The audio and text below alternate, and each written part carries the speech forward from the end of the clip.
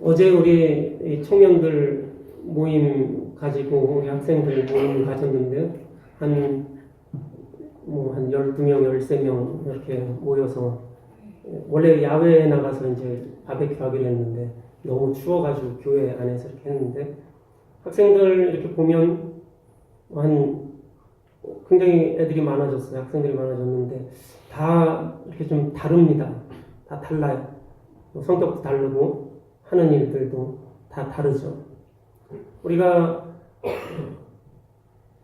교회 안에서 우리가 많은 사람들이 있어요. 많은 사람들이 있지만 다 다릅니다.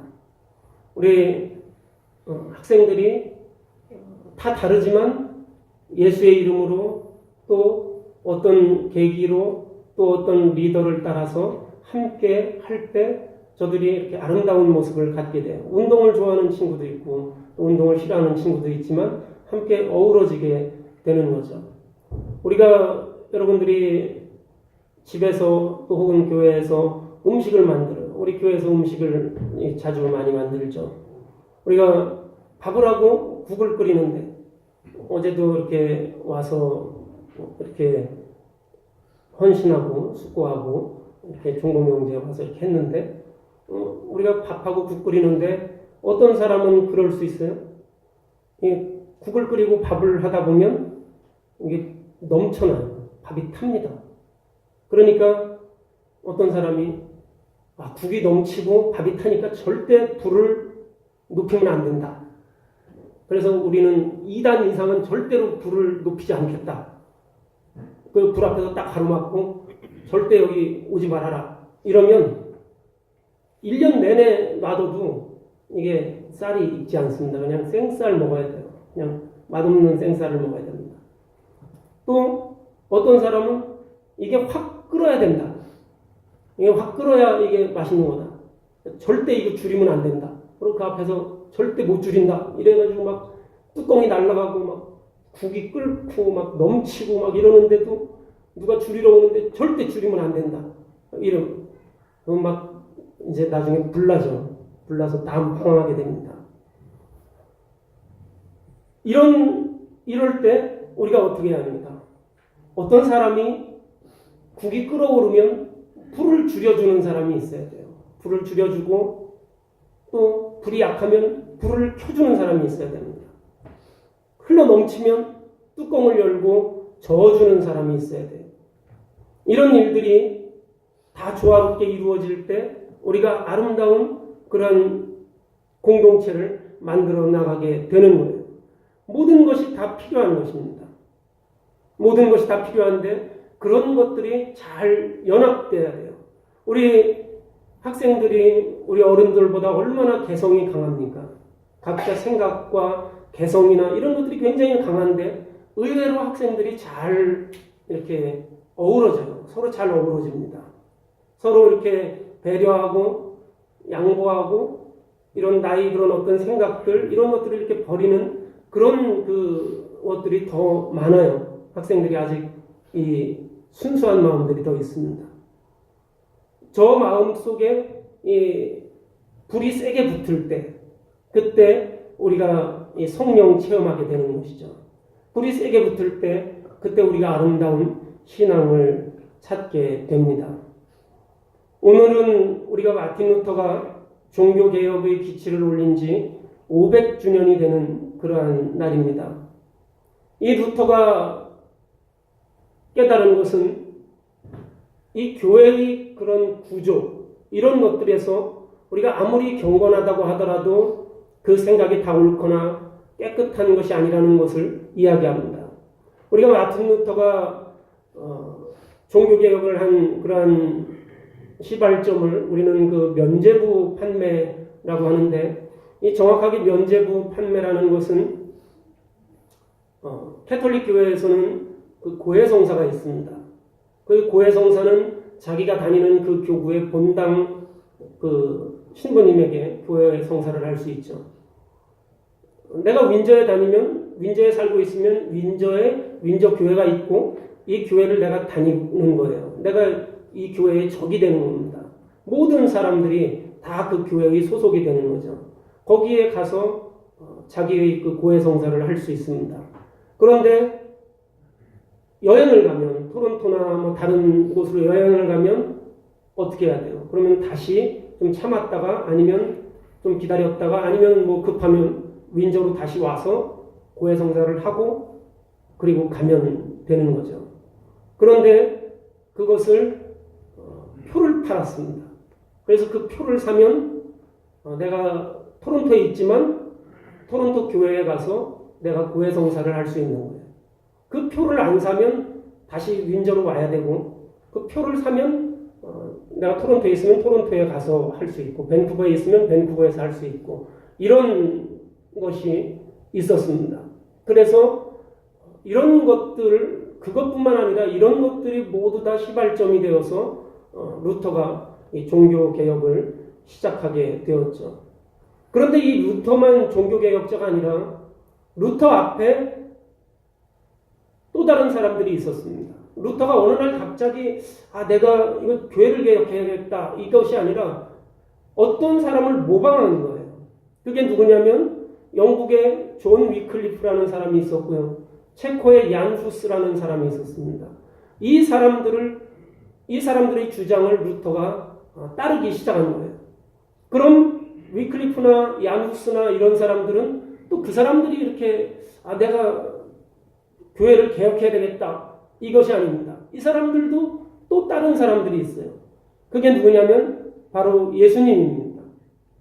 마가복음이 증언하는 이 마가복음은 예수의 일생을 다룬 복음서 중에서 가장 원복음에 가까운 것, 가장 그 원문에 가까운 것인데 이 마가복음의 증언에 의하면 예수는 시종일관 종교 개혁자입니다. 마가는 예수의 사역이 처음이자 마지막이 종교 개혁이었다 이렇게 기록합니다. 공생의 초기에 한 지역 회당에서 시작된 예수의 그 종교 개혁의 칼날 이것이 최후에는 예루살렘 대성전으로 향하게 되는 것입니다. 우리가 익히하는 무화과 비유 이런 것들도 예수의 최후 통첩인 것이죠. 예수는 안식일법에 맞서 싸우는 것으로 공생애를 시작합니다. 오늘 말씀에 보면 예수님께서 손 마른 자를 고치시는 이야기가 나옵니다. 안식일에 회당에서 귀신 들린 사람을 고쳐준 일로 예수님은 어떻게 됐냐면 쫓겨났습니다. 안식일이 됐는데 회당에서 귀신 들린 사람을 고쳐줬어요. 그래서 예수님이 쫓겨났습니다. 그리고 예수님이 도망간 곳이 어디냐면 베드로의 장모가 사는 집으로 피신했습니다. 그런데 그때 공교롭게도 베드로의 장모가 병이 났고 그 병까지 예수님이 고쳐주셨습니다. 그때는 안식일이 끝나지 않은 저녁이었어요. 이것은 대형 사고입니다. 한날에 2번이나 사고를 친 것이에요. 안식일에 귀신 들린 사람을 고쳐서 회당에서 쫓겨나가지고 도망가서 그곳에서 또 병든 사람을 고쳐준 것입니다. 유대 사회의 정신적인 지주이고 율법의 수호자인 바리새인들의 심기가 불편하지 않을 수가 없습니다. 그래서 이 사람들이 한번 걸려봐라. 그때는 가만두지 않겠다. 이를 갈면서 예수의 일거수일투족을 감시하고 있었습니다. 그런데 오늘 마가복음 3장 1절에 보면 뭐라고 나왔냐면 예수님께서 다시 회당에 들어가셨다. 이렇게 말씀하고 있습니다. 예수님께서 다시 회당에 들어가셨다. 여기 그 1절에 다시라는 그런 말을 우리가 주목할 필요가 있습니다. 다시 회당에 들어가셨다. 우리 애들 있잖아요. 애들. 말 안 듣는 애들. 쟤는 정말 말을 안 듣는. 정말 징그럽게 말을 안 듣네.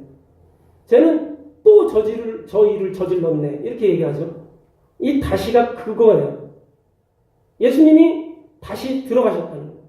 막 땡깡을 써가지고 막 때리고 막 말리고 이랬는데 또 다시 그렇게 한다는 겁니다. 예수께서 다시 회당에 지난주에 회당에 가서 대형 사고를 치고 그리고 가서 또 안식일 저녁에 쫓겨가서 안식일 저녁에 숨어 있으면서도 또 대형 사고를 쳤는데 다시 안식일에 회당에 또 갔다는 겁니다. 바리새인들과 예수님 사이에 긴장이 완전히 고조된 상황인 거죠. 또 다시 왔으니까. 이럴 때는 어떤 게 좋습니까? 우리 같으면 어떻게 합니까? 살짝 피해가는 거죠. 우리 그게 좀 지혜로운 처세인 겁니다. 살짝 피해가는 거죠. 굳이 뭐 이렇게까지 내가 할 필요가 있냐? 그냥 살짝 피하는 겁니다. 약간 돌아가는 겁니다. 하지만 요즘 말로 말하면 예수님에게는 오직 직진만 있는 거예요. 우회가 없는 겁니다. 그분은 그냥 직진만 있는 거예요. 그분은 왜냐하면 법보다 사랑이 먼저이기 때문에 그렇습니다. 그리고 다시 들어간 그곳에서 손이 오그라든 사람을 만납니다. 이 손이라는 것, 성경에서 손이나 팔은 어떤 의미로 쓰여지냐면 이 손과 팔은 권세나 능력을 의미합니다. 그게 손의 상징은 권세예요. 시편 78편 42절에 보면 하나님의 손의 권능을 기억하라. 욥기 40장 9절에 보면 내 팔이 하나님의 팔만큼 힘이 없느냐, 이런 구절들이 있습니다. 손과 팔은 힘을 상징하는 것이고 권세를 상징하는 겁니다. 그런데 여기에 보면 손이 오그라들었다. 손 마른 사람. 이 마른이라는 것은 이게 손이 말랐다는 뜻이 아니라 원문에는 오그라들었다라는 그런 표현입니다. 이 오그라들었다는 그 헬라어는 크세라이노라고 하는데 이것은 그 수동태. 우리 영어에서 수동태.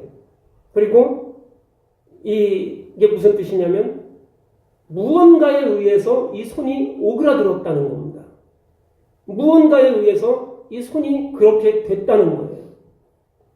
왜 손이 오그라들었겠습니까? 왜 손이 오그라들었을까요?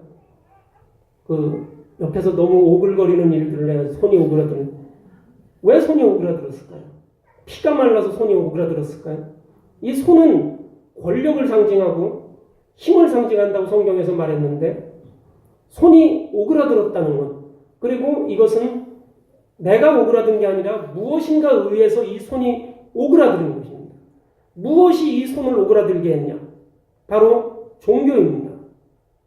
마가의 저자는 손 오그라든 사람 이야기를 여기에 쓰면서 우리가 성경 읽어보면 바리새인의 이야기를 이곳에 배치합니다. 그래서 손 오그라든 사람과 예수님이 있고 손 오그라든 사람과 바리새인, 손 오그라든 사람을 가운데 두고 예수님과 바리새인이 굉장히 대치하는 긴장 있는 그런 상태를 여기에 묘사하고 있습니다.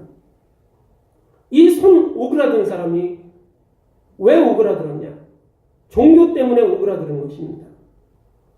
예수님께서 뭐라고 말씀하셨습니까? 이 앞에 마가복음 2장 27절에 사람이 종교를 위해 있는 게 아니다, 이렇게 이야기했어요. 안식일이 사람을 위해서 생긴 것이지 사람이 안식일을 위해 생긴 것이 아니다. 이건 제가 한 말이 아닙니다. 예수님이 하신 말씀이에요. 이 말씀은 종교가 사람을 위해 있는 것이지 사람이 종교를 위해 있는 것이 아니라는 것이죠. 그런데 교조주의자들, 근본주의자들은 종교를 앞세웁니다. 율법과 교리를 앞세워서 사람을 죄인으로 핍박하는 것이죠. 이 교회에 와서만 왜 자기 죄를 고백해야 되는데 돈을 주고 다른 교회에 가서도, 여행을 가서도 그곳에 가서 죄를 고백할 수 있는 그런 그 표를 파는 겁니다. 예수님의 거룩한 분노가 시작되는 지점이 바로 여기입니다. 오늘 우리 그 본문 4절 말씀 우리 다 같이 한 목소리로 한번 읽어보시겠습니다. 시작. 안식일에 선을 행하는 것과 악을 행하는 것, 생명을 구하는 것과 죽이는 것, 어느 것이 옳으냐 하시니 그들이 잠잠하거늘. 어느 것이 옳습니까? 안식일에 선을 행하는 것과 악을 행하는 것, 생명을 구하는 것과 생명을 구하지 않는 것, 어떤 것이 옳습니까? 이렇게 예수님이 물으니까 이 사람들이, 바리새인들이 잠잠했다, 이렇게 말씀하고 있습니다. 그들이 침묵한 이유를 성경은 그대로 말씀하고 있는데, 바로 5절에 그들은 마음이 완악했다라고 이야기합니다. 여기서 완악이라는 말은 굳어졌다는 거예요. 마음이라는 말은 헬라어 레부라는 그 단어입니다. 레부에서 히브리어 레부인데 이것이 헬라어로 카르디아로 번역됐고요. 이 영어에서는 마인드라고 하죠. 속사람, 내 의지, 내가 이해하고 있는 어떤 이해력, 이런 게 레부입니다. 그리고 헬라어에서의 카르디아는 거기에 더해서 어떤 생명력, 내 안에 있는 열정, 이런 것들을 마음이라고 그렇게 말합니다. 그래서 이 마음이라는 것, 여기에 보면 마음이 굳어졌다, 이 말은 생각이 돌처럼 굳어졌다는 것입니다. 속사람이나 어떤 의지나 이런 것들이 한 방향으로 딱 굳어졌다는 것을 이야기하고 있는 것입니다. 이 말씀을 보면 손 오그라든 사람을 고치는 이야기가 나오는데 바리새인들과 논쟁하는 이야기가 여기에 끼어듭니다. 이것은 이 마가가 치유 이야기와 논쟁 이야기를 서로 섞어서 콜라보레이션 하는 겁니다. 그래서 이것을 이 치유와 논쟁을 함께 섞는 것입니다. 왜냐하면 마가는 치유와 논쟁이 별개 따로따로의 각각의 모습이 아니라는 거예요. 논쟁을 통해서 생각이 바뀌어야만이 치유가 있다고 그렇게 이 마가는 이야기하는 겁니다. 그러니까 이 손 오그라든 사람, 이 손을 오그라든 게 무엇이냐? 종교가 이 손을 오그라들게 했다. 그래서 이 종교가 변화돼야 된다. 그럴 때 이 손 오그라든 게 나을 수 있다. 이겁니다. 이것이 성경에서 말하는 거예요. 예수님께서 바리새인들과 그걸 논쟁하는 거예요. 손이 왜 오그라들었냐? 너희들이 억압했기 때문에, 종교라는 이름으로 억압해서 이 손이 오그라들었다. 그러니 이것을 펴라 라고 이야기하는 것이죠. 이 논쟁에서 누가 이겼습니까? 이 논쟁에서 예수님이 이기지는 않은 것 같습니다. 왜냐하면 6절에 보면 그러자 바리새파 사람들이 바깥으로 나가서 곧바로 헤롯 당원들과 함께 예수를 없앨 모의를 했다라고 이야기하는 것이죠. 예수님과 바리새인들이 논쟁을 했는데 예수님이 진 거예요. 졌다는 게 뭐냐면 바리새인들이 생각을 바꾸지 않은 겁니다. 예수님은 손 마른 사람을 종교가 억압을 했고 그러니 이 억압하는 걸 풀어줘야 된다라고 이야기했는데 이 바리새인들이, 종교 지도자들이 생각을 고치지 않은 겁니다. 이건 아무 문제가 없다고 이야기하는 거예요. 그리고 그렇게 이야기하는 예수님을 죽이려고 이 헤롯 당원들과 함께 모의를 했습니다. 그러나 예수님은 지지 않았어요. 무조건 직진하는 그 예수님의 사랑은 처음에는 촛불이었다가 나중에는 들불이 되었습니다. 손이 오그라든 사람은 교회에 다니지만, 회당에 나와서 예배를 드리지만 사회에서도 능력을 발휘하지 못하고 권세도 없는 그러한 사람을 상징합니다. 종교가 그 사람을 그렇게 만드는 거예요. 예배와 일상을 구분시키는 그러한 종교, 이것을 이원론적인 신앙이라고 그렇게 말할 수 있습니다. 예수님께서 다시 3절로 가서 보면 이 손 마른 사람에게 일어나서 가운데로 나오라 이렇게 말씀하십니다. 일어나라는 말씀을 하시고 가운데로 나오라는 그러한 말씀을 하십니다. 이게 무엇입니까? 가운데로 나와라.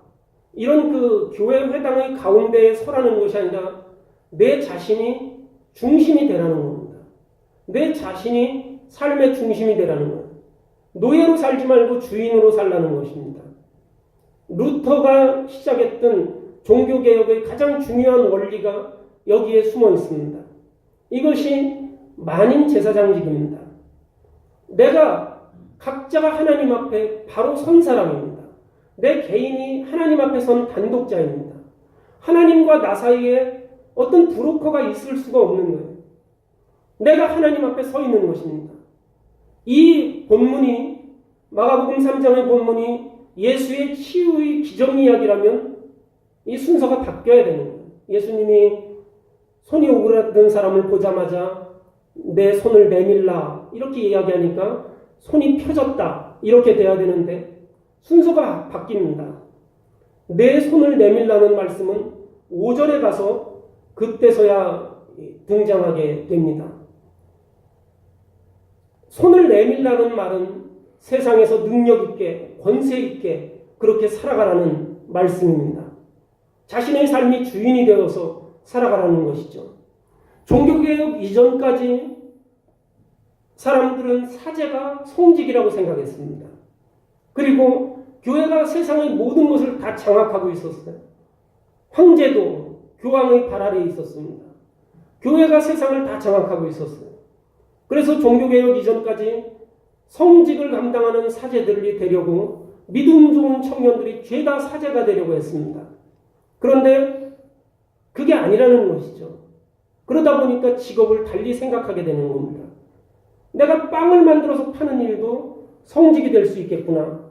이렇게 생각을 바꾸게 되는 것이죠. 루터가 말하는 소명이라는 이 단어, 이 소명은 오직 교회에 관련된 일만 사용했었는데 교회에서 하는 어떤 일들만 소명을 언급했었는데 이것을 모든 직업, 모든 역할에 다 적용시켰습니다. 하나님께서 우리에게 주신 이 세상에서 사는 모든 일들이 소명이 되는 것이고 성직이 되는 것입니다. 남편이 되는 것도 아내가 되는 것도 소명이고 아버지가 되는 것도 어머니가 되는 것도 소명이고 학생이 되는 것도 소명이고 빵을 만드는 것도 소명이고 건설을 하는 것도 소명이고 우리 삶 전체가 하나님께 영광 돌리는 그러한 삶이 된 것이죠. 예배와 일상을 구분했던 삶에서 내 삶 전체를 하나님 앞에 드리게 되는 것입니다. 루터는 사도 바울이 고린도 교회에 보낸 이 편지 고린도전서 10장 31절 여러분은 먹든지 마시든지 무슨 일을 하든지 모든 것을 하나님의 영광을 위해서 하십시오. 이 말씀을 보편 진리로 확대해 버렸습니다. 여기에서 말하는 여러분은 이것은 성직자만 사제만이 아니라 이 땅에 살고 있는 모든 사람들은 먹든지 마시든지 무슨 일을 하든지 하나님의 영광을 위해서 하라고 확대시켰어요. 종교개혁의 5대 강령이라고 얘기하는 것이 저건데 솔라 스크립처 오직 성경, 솔리어 스크립투스 오직 예수 그리스도만으로, 솔라 그라시아 오직 은혜로, 솔라 피데 오직 믿음으로, 솔라 데오 글로리아 오직 하나님께 영광. 이것이 종교개혁의 5대 강령입니다. 여기에서 루터는 우리가 먹든지 마시든지 오직 하나님의 영광을 위해서 그 일을 하라 이렇게 말했습니다. 우리의 삶도 그런 차원에서 이야기하는 것이죠. 그 한국의 젊은 시인 신보선이라는 시인이 있는데 이분이 그 필요한 것들이라는 시를 썼는데 굉장히 제가 이분이 교회 다니는 종교인인지는 모르겠는데 굉장히 은혜스러운 시를 필요한 것들이라는 시입니다. 나에게는 6일이 필요하다. 안식일을 제외한 나머지 나날이 필요하다. 이렇게 이 시는 시작합니다. 안식일보다 나머지 엿새의 일상이 더 중요하다고, 더 필요하다고 그렇게 말하는 것이죠. 개신교 영성의 핵심인 종교개혁 5대 강령 중에 마지막 솔리데오 글로리아 오직 하나님의 영광을 위해서가 여기에 있는 것이죠. 따지고 보면 우리는 안식일의 활동으로 구원받는 게 아닙니다. 여러분들이 교회에 나와서 예배하고 기도한다고 해서 구원받는 게 아닙니다. 안식일에 하는 종교 활동으로 구원받을 수 있다고 생각하는 것 자체가 오류이고 영적인 교만이고 착각입니다. 안식일이 아닌 나머지 6일들을 우리가 무엇으로 채우느냐가 중요한 것이죠. 그 일상들을 내가 과연 어떤 것으로 채우느냐, 안식일이 아닌 나머지 6일을 내가 어떤 것으로 채우느냐, 이것에 우리가 내 삶의 열매가 달려 있습니다. 우리는 그런데 기독교인들이, 예수의 제자들이 6일 동안 아무것도 채우지 않으면서, 하나님 뜻대로 살지 않으면서 안식일에 교회에 와서 의식을 하고 종교 활동을 하고 어떤 행위적인 일들을 한다고 해서 구원받을 수 있다고 생각을 하고, 또 그렇게 해야만 구원받는다고 하면서 억압하고 또 그들을 착취하는 것. 그러니 이 사람들이 손이 마르게 되는 것이죠. 힘이 없게 되는 것입니다.